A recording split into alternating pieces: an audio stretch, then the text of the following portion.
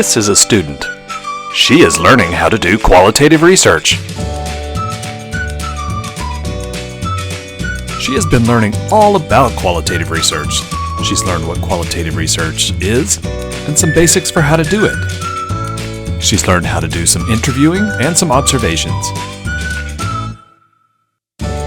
She's learned how to do some data analysis.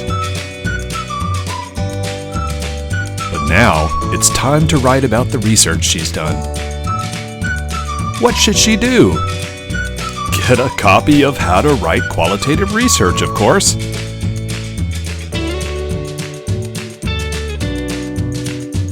It can tell you a lot about how to compose qualitative reports, qualitative theses and dissertations, and more.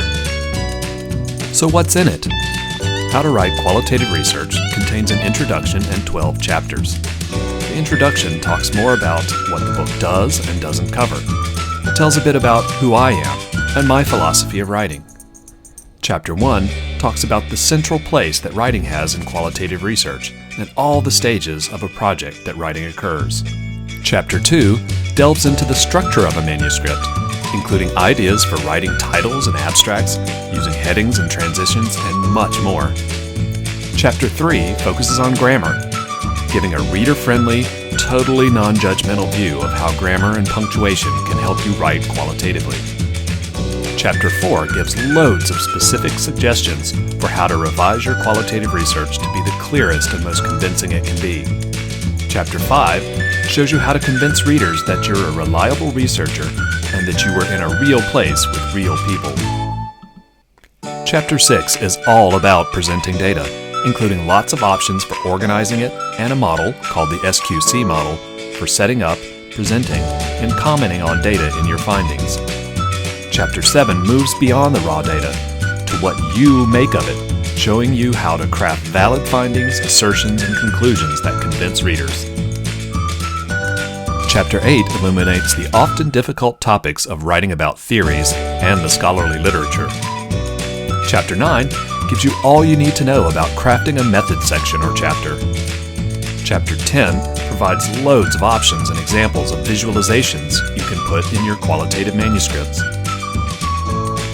Chapter 11 helps you think about the nuances of writing within particular genres of qualitative research. My specific examples are discourse analysis and autoethnography. Chapter 12, finally, gives you tips for writing different types of documents, from course papers to dissertations to journal articles and more.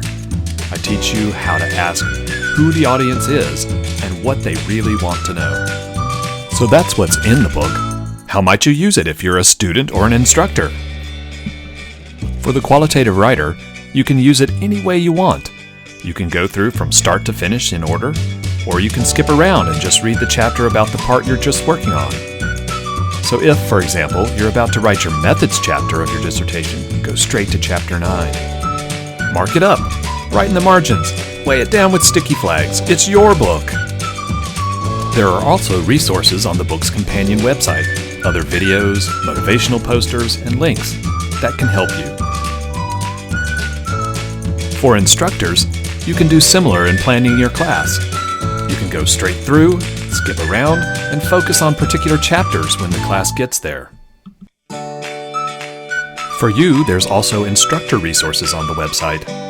These include slides that go chapter by chapter, though you can feel free to pull out individual slides and customize as you wish. There's also an instructor's guide with helpful tips on how to incorporate writing instruction into a qualitative course, activities and approaches for the classroom, and assessing your students' writing. No matter who you are, I hope you enjoy how to write qualitative research and find it useful. If you have suggestions for improving the book or adding resources, please reach out to me. Thanks.